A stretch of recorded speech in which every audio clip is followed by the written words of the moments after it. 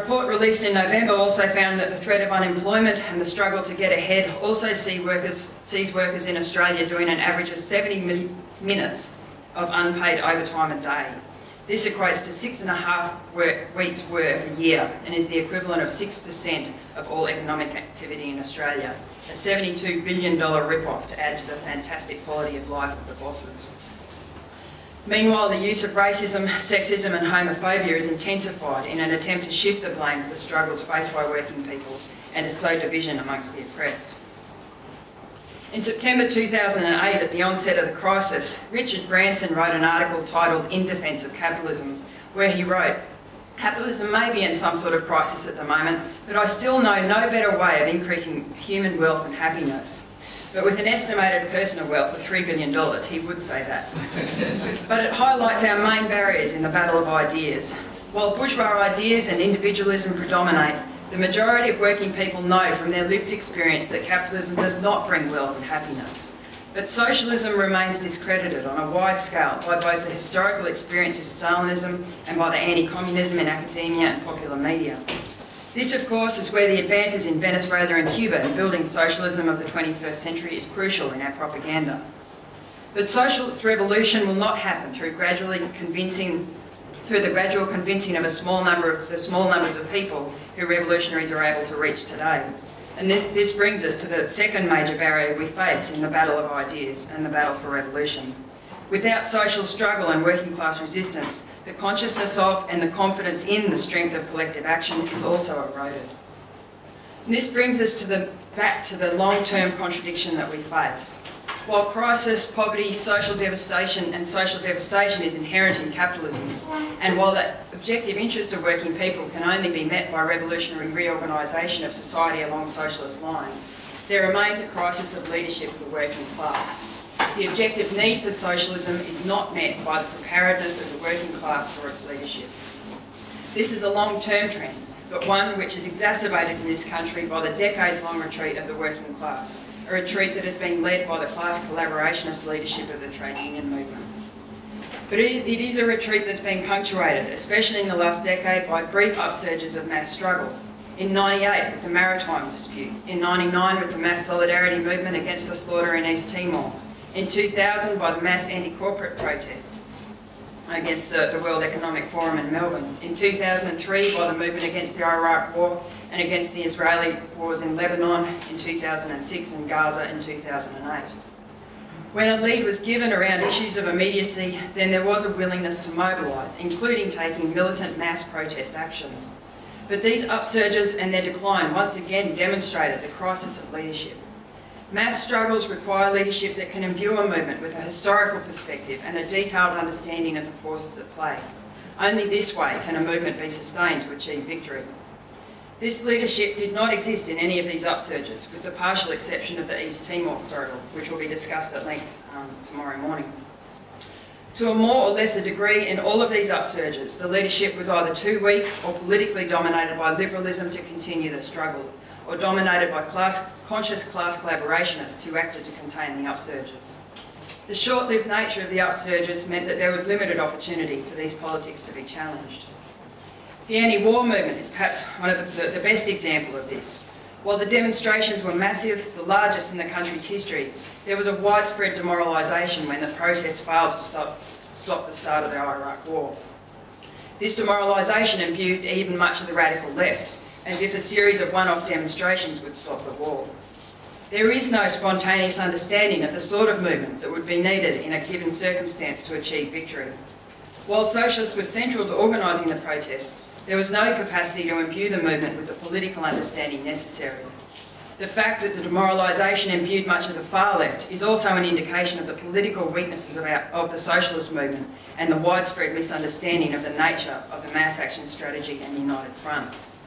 This misunderstanding, which again came to the fore in much of the left analysis of the Work Choices campaign, misconceives of mass action as a series of large protests. So the United Front becomes about kowtowing to the class collaborationist wing of the movement, just to get the numbers, regardless of the political content and political development of the movement. There was a lot of lamenting in liberal circles after the start of the war. Protests just don't work anymore. Thus writing out of history the real danger posed by victorious movements in the past. The anti-Vietnam War movement was not successful simply because of the massive moratorium demonstrations. The size and politics of those protests were reflective of a much deeper going movement, a movement that was premised upon long years of groundwork, agitation and propaganda. It was a movement that was empowering working people to take political action in other spheres, triggering many of the other social movements and the militancy that arose in that period. Just refer comrades now to the graph. I don't know if everyone got one. But the one on the second, the comparison on the second page there. It's a comparison between the total number of workdays lost to industrial action. The first one's between 98 and 2008, and the second is between 66 and 75. It's not exact comparisons because the way that ABS collects the stats is different now than it was then, the nature of the reporting, but the graph itself does paint a very clear picture. The period of the Vietnam War movement saw a massive increase in industrial action. The social upheaval triggered by that movement saw a widespread empowering of working people, and it's almost like the inverse if you compare the two graphs. Throughout the 60s and into the 70s, unionisation stood at over 50%. On the other hand, the brief upsurges that we have seen in the last decade have been in the context of an overall retreat, with union membership gradually declining from 33% in '97 to 19% in 2008. It is this context in which we have to understand the ongoing weakness and demoralisation of the social movements. With this retreat is also a decline in class consciousness and the capacity to organise and educate. But it was not just a misunderstanding of this context and history that saw such a rapid decline in the anti-war movement. The parties of the ruling class also learn from history, and the ALP and its lackeys operate consciously within any social movement to contain it and redirect it into channels that are safe for capitalism, into the electoral arena. It's this class-conscious manoeuvring that also explains why the ALP will operate to isolate the radical leadership of any developing social movement from the unions, setting up internal party groups like Labour for Refugees, Labour for Palestine, for example, to fight the so-called good fight from within. That is, it is not only a lack of direction, but conscious misleadership and demobilisation of the movement. This in turn feeds the disillusion and demoralisation as promises made are not realised. The same dynamic is apparent on a much broader scale in US politics at the moment, but this can also give rise to an atomised radicalisation of sorts, an anger born of betrayal and disappointment. I'll come back to that more later. But where there is a strong political leadership, the willingness to fight is there, something that has been demonstrated by the experience of the WA branch of the MUA, which stands in stark contrast to the overall state of the union movement. In the latest issue of Direct Action, Comrade Jamo, an MUA delegate in Fremantle, reports that in the six years since the current leadership of the branch was elected, membership has gone from 1,200 to 3,000. Jamo writes, "They also provide lessons for many in the union movement, frustrated by the lack of willingness by most union officials to seriously challenge assaults by the employing class for fear of upsetting the electoral fortunes of the ALP at the federal or state level. Since the election of the rank-and-file team in 2003, democracy within the WA branch has been paramount.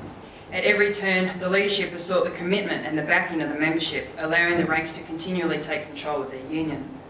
Attendance at meetings and rallies has risen. State conferences have been organised to gauge the response of members. Delegate structures have been revitalised. A real pride in the ability of the union to act has been generated. Through this, a branch leadership has risen that goes well beyond the 3 elected branch office bearers.